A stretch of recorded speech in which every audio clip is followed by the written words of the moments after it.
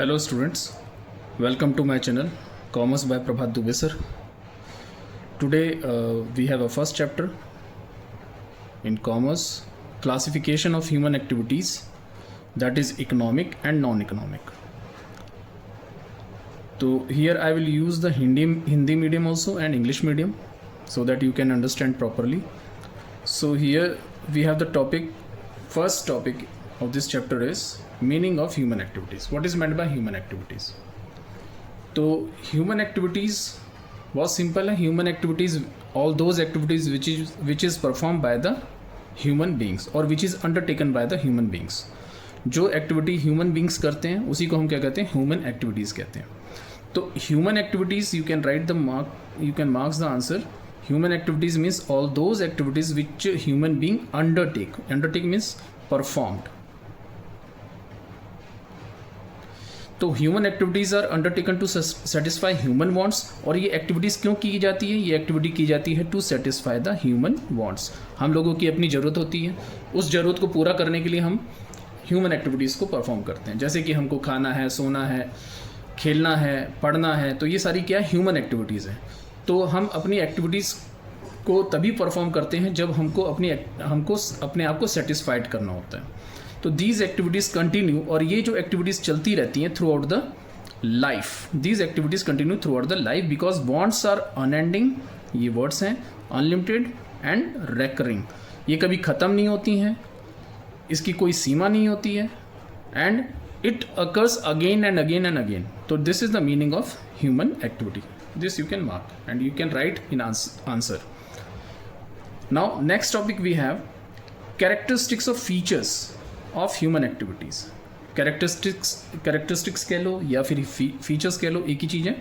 तो what are the features of human activities?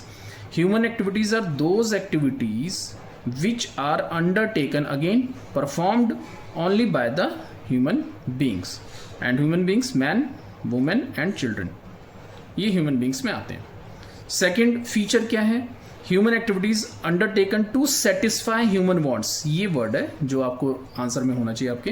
And ये जो वांट्स होते हैं क्या होते हैं? अनलिमिटेड होते हैं.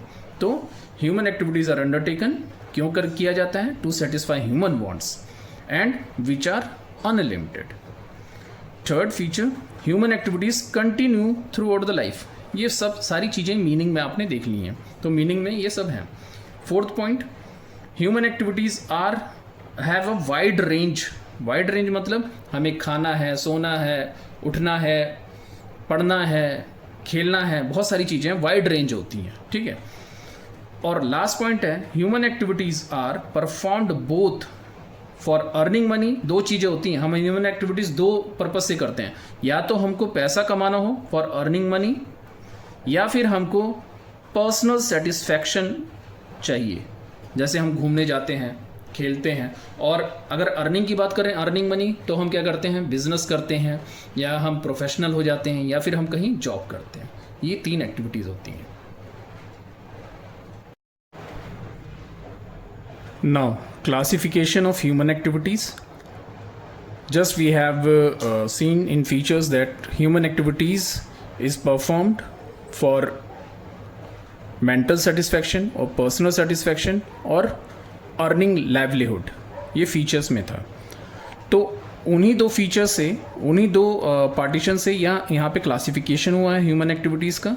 एक होता है इकोनॉमिक एक्टिविटीज़ और एक होता है नॉन इकोनॉमिक एक्टिविटीज़. तो human activities can be classified into two categories. One is economic activities जो पैसा कमाने के लिए होता है, और एक होता है नॉन इकोनॉमिक एक्टिविटीज़ जो पर्सनल या मेंटल सेटिस्फैक्शन के लिए होता है. ठीक है. तो फर्स्ट टॉपिक पे आते हैं, what is meant by human economic activities. तो economic activities are undertaken with the objective of earning money. ये इकोनॉमिक एक्टिविटी हम क्यों परफॉर्म करते हैं? So that we can earn money और या फिर एक्वायर वेल्थ. साथ ही साथ हम वेल्थ भी इससे कमाते हैं. पैसा कमाएंगे और वेल्थ कमाएंगे. वेल्थ में जैसे प्रॉपर्टी हो गया, बिल्डिंग हो गई, किसी भी तरह की प्रॉपर्टी को हम वेल्थ कहते हैं. ठीक है. तो these activities results in production of economic goods and services. और जहाँ कहीं भी इकोनॉमिक एक्टिविटीज़ की बात होगी वहाँ पे कुछ ना कुछ प्रोडक्शन जरूर होगा. ये वर्ड जो है ये इंपॉर्टेंट है.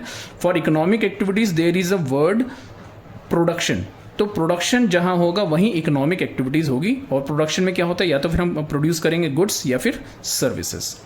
तो up to here you have to mark. Then after that, such as those of an employee and self-employed person like doctors, lawyers, chartered accountants, etc.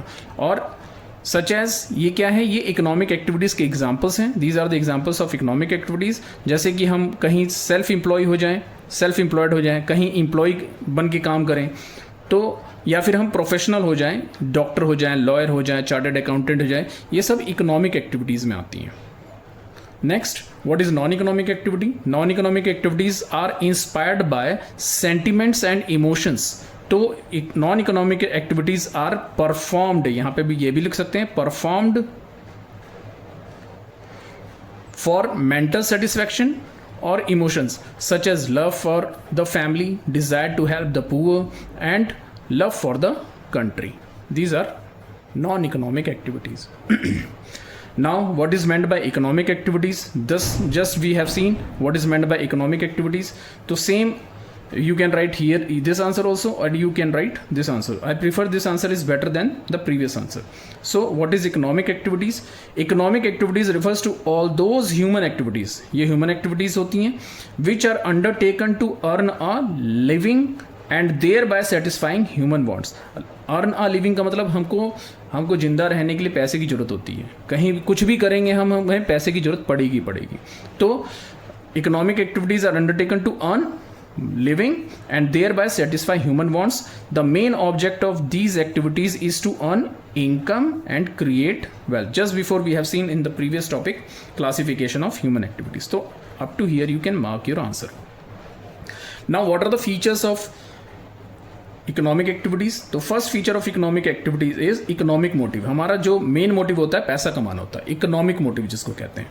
तो economic activities are undertaken to earn money, पैसा कमाना, and acquire wealth, और अपनी property create करना। The main motive behind these activities is to make economic gain. और main motive क्या होता है? Main motive to make economic gain. ठीक है, पैसा ही कमाना हमारा मेन पर्पज होता है इकोनॉमिक एक्टिविटीज़ में। सेकंड, प्रोडक्टिव होता है। जहाँ कहीं भी अगर इकोनॉमिक एक्टिविटीज़ की बात होगी तो मैंने बताया वहाँ पे या तो प्रोडक्शन होगा गुड्स का या फिर सर्विसेज का। तो here also the same thing it is mention, economic activities are involve production जो इंडस्ट्रीज करती हैं, डिस्ट्रीब्यूशन जो एजेंट और होलसेलर करते हैं, and exchange of goods and services जो रिटेलर्स वगैरह डायरेक्टली कस्टमर्स को बेचते हैं सामान। तो ह्यूमन एक्टिविटीज़ जो होती हैं, इकोनॉमिक एक्टिविटीज़ ह्यूमन एक्टिविटीज़ को सेटिस्फाई करने के लिए होती हैं। तो this is productive in nature. Next, economic resources. कभी भी बिजनेस करने से पहले हमको क्या करना पड़ता है? हमको 3 चीज़ों की जरूरत पड़ती है, लैंड, लेबर एंड कैपिटल। ये इकोनॉमिक्स में भी पढ़ेंगे आप कि कहीं भी बिजनेस आपको करना हो, कहीं भी कुछ इकोनॉमिक एक्टिविटीज़ आपको करनी हो, तो हमको 3 चीज़ों की जरूरत पड़ती है, लैंड, लेबर एंड कैपिटल। तो इकोनॉमिक रिसोर्सेज, इसी को हम कहते हैं इकोनॉमिक रिसोर्सेज। तो economic activities make use of economic resources such as land, building, land, labour and capital. Next, rational use. Economic activities करने का मतलब होता है कि सिर्फ अपने लिए पैसा कमाना नहीं होता कि रिसोर्सेज को बर्बाद करके तो हम पैसा कमा लें। रैशनल यूज़ इकोनॉमिक एक्टिविटीज़ में आता है, मतलब हम ऑप्टिमम यूज़, बेस्ट यूज़ करते हैं रिसोर्सेज का। तो economic activities require proper allocation of scarce resources. Scarce means less in quantity, जो हमारे पास कम क्वांटिटी में हमारे पास रिसोर्सेज हैं उनका क्या होता है? बेस्ट एलोकेशन करना, बेस्ट यूज़ करना, so as to obtain maximum output from them, ताकि हमको उनसे ज़्यादा आउटपुट मिले। तो these activities involve optimum utilisation of land, labour, capital. ये सारी चीज़ें क्या हैं? स्कार्स हैं, तो इनका ऑप्टिमम यूटिलाइजेशन करना बहुत ज़रूरी है। And other factors of production, जैसे एंटरप्रेन्योरशिप आ गया आपका, अदर फैक्टर्स ऑफ प्रोडक्शन में। नेक्स्ट इसका फीचर है इकोनॉमिक एक्टिविटीज़ का इकोनॉमिक ग्रोथ। जहाँ भी इकोनॉमिक एक्टिविटीज़ होती है वहाँ पे ग्रोथ होता है, स्टैंडर्ड ऑफ लिविंग बढ़ती है, कंट्री डेवलप करती है। तो इकोनॉमिक ग्रोथ उसी को कहते हैं, जहाँ पे सिटीजन का स्टैंडर्ड ऑफ लिविंग बढ़े और कंट्री ग्रोथ करे। तो economic activities determine the level of economic development, okay, of a country, economic development of the country as well as the standard of living of its citizens. Now six feature, legally valid. कोई भी economic activity वो economic activity तभी कहलाएगी जब वो law को follow करेगी या फिर लीगली वैलिड होगी। तो human activities perform for economic gain called economic activities only when, कब? When they are lawful. Unlawful activities such as gambling, black marketing, theft etcetera can not be called economic activities. इसको हम economic activities नहीं कहते क्योंकि ये law के against होती हैं। तो लॉफुल एक्टिविटीज़ दोज, और you can say that valid activities comes under the economic activities. Unlawful activities is not assumed as economic activity. And last same वही है, सिक्स्थ और सेवेंथ, सोशली डिज़ायरेबल। अगर law को follow कर रही हैं, socially desirable हैं, तो वो इकोनॉमिक एक्टिविटीज़ हैं। तो economic activities are desirable for the society, मतलब सोसाइटी में डिज़ायर्ड किया जाता है, सोसाइटी में लोग उसको बुरा नहीं मानते हैं। And they must be in accordance with the expectation and norms of the society. Okay, तो दीज वर द 7 फीचर्स। तो maximum 5 points it is asked, 5 marks question it is there in exam. So I have explained 7 points. Now next we have non-economic activity meaning. So activities which are undertaken to satisfy social, religious, cultural and sentimental requirements. मतलब ये पैसे से related नहीं होता है, ये social, religious, जैसे birthday हो गया किसी का, वो सोशल में आ गया, ठीक है। रिलीजियस, ठीक, रिलीजियस जो मंदिर जाना और ये सब क्या है, ये आपका ये नॉन इकोनॉमिक एक्टिविटीज़ में आती हैं, ठीक है। तो activities which are undertaken to satisfy social, religious, cultural and sentimental, जो हमारी मानसिक और या फिर साइकोलॉजिकल नीड्स को पूरा करें, are called economic activities. For example, a mother looks after her children, okay, और love, sympathy, religion, patriotism are the examples of non-economic activities. Next topic, types of economic activities.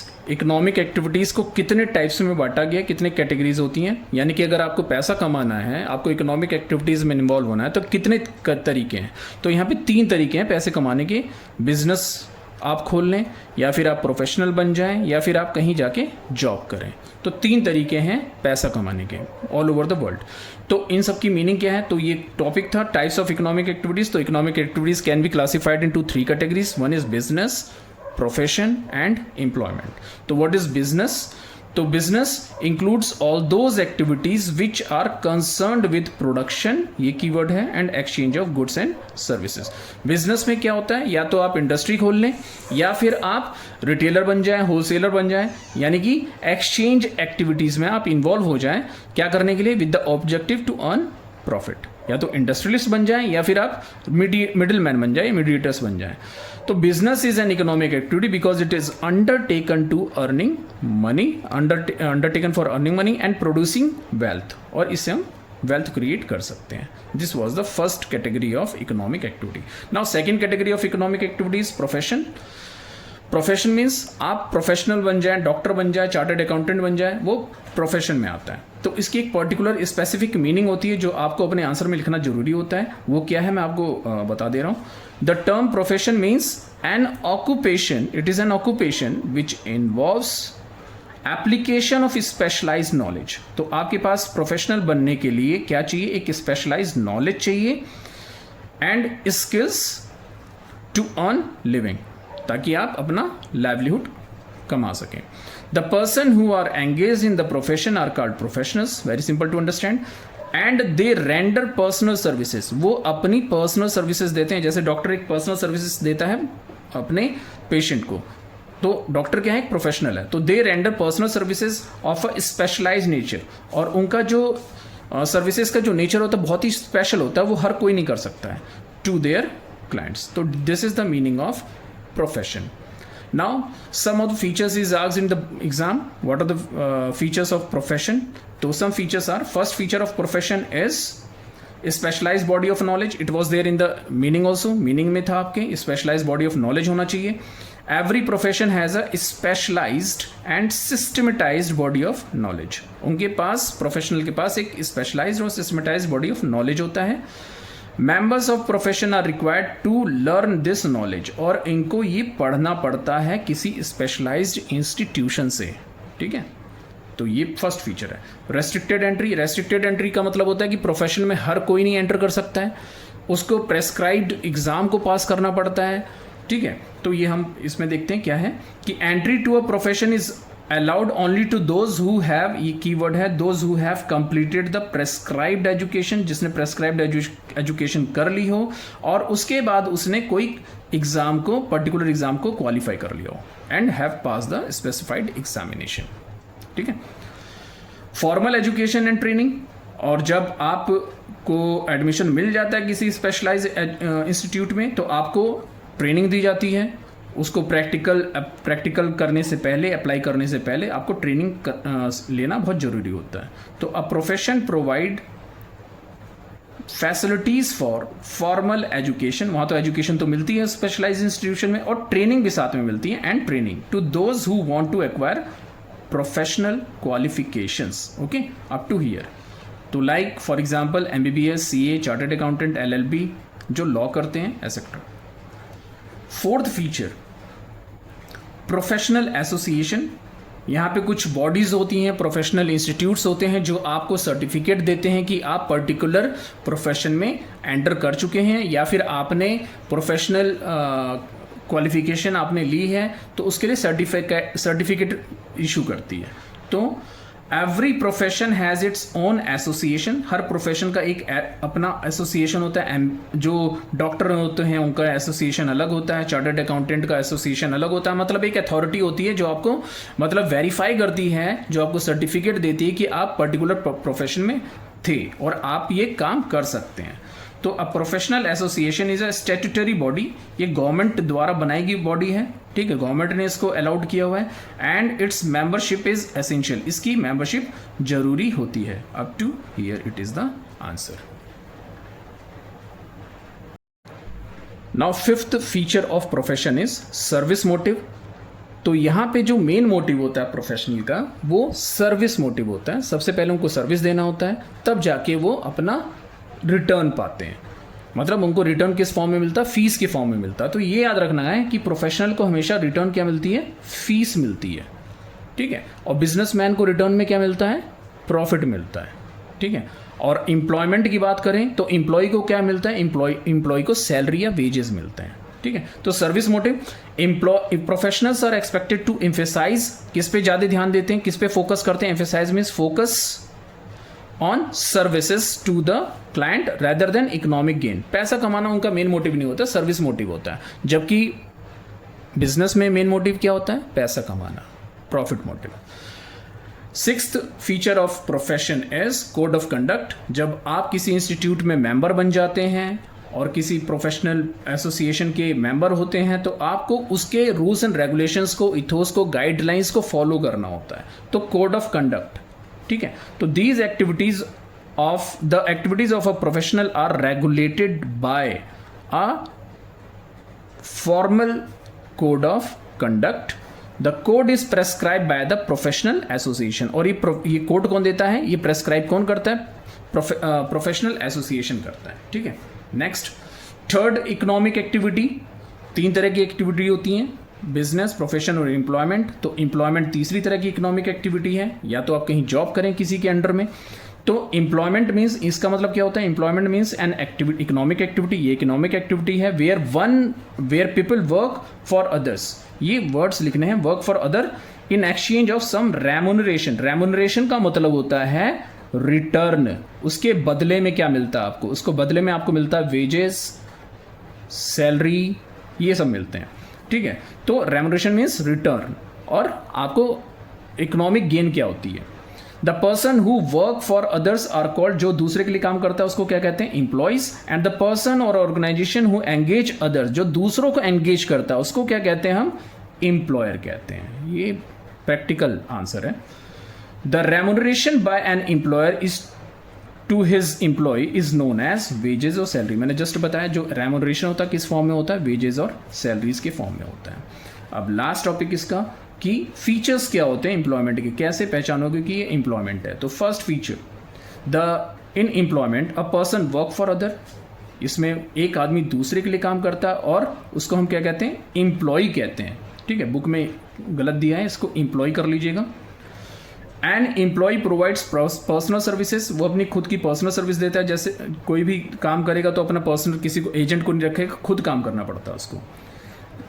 And there is a service agreement, कहीं भी नौकरी करने से पहले आपको एक contract पे साइन करना होता है। ठीक है, तो service agreement, and there is a service agreement और contract between the employees and the employer, उनके बीच में एक कॉन्ट्रैक्ट होता है। ये कीवर्ड्स जो मैं अंडरलाइन कर रहा हूँ ये अपने आपके आंसर में होने चाहिए।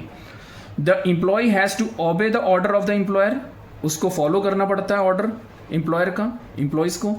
नो कैपिटल इन्वेस्टमेंट, यहाँ पे पैसे लगाने की कोई जरूरत नहीं है, एम्प्लॉय कोई पैसा नहीं लगाता है, बस वो पर्सनल सर्विस देता है और एम्प्लॉय को उसको बदले में क्या मिलता है, the employee gets wages and salary for his or her services. Okay, तो दिस वॉज द टॉपिक।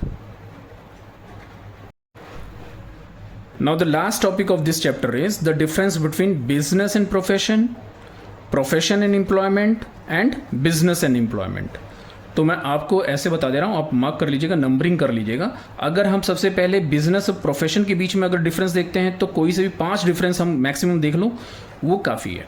तो क्या होना चाहिए, पहला ऑब्जेक्टिव, अगर हम बिजनेस और प्रोफेशन में देखते हैं तो बिजनेस का क्या objective, what is the objective of business, to earn profits, and what is the objective of profession, we have seen service motive, to render माने देना, to give, render service to for economic gain। पहला point कर सकते हैं। Minimum qualification दूसरा difference हो सकता है।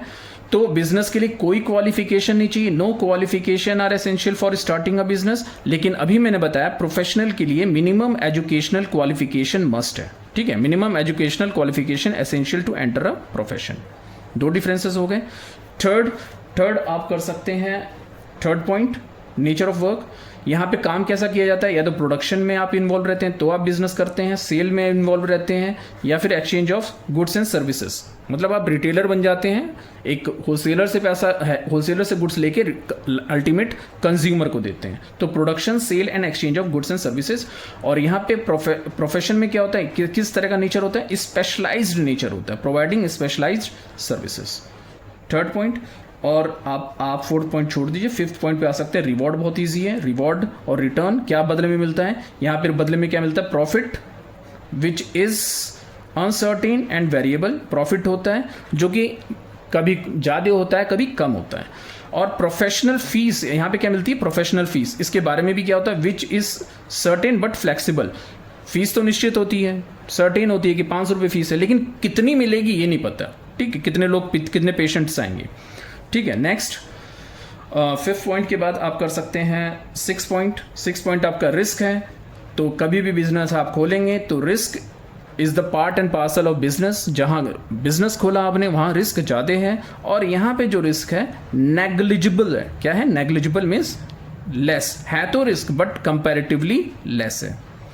और इन्वेस्टमेंट की बात करें, 7th पॉइंट भी कर सकते हैं। यहाँ पे बहुत ज़्यादा पैसे की जरूरत होती है बिजनेस को स्टार्ट करने के लिए। तो adequate amount of capital is required up to here, and limited capital is required to set up. बस ऑफिस खोलना होता है, इसलिए कैपिटल रिक्वायरमेंट कम होती है इन कंपैरिजन टू बिजनेस। तो this is sufficient for difference between business and profession.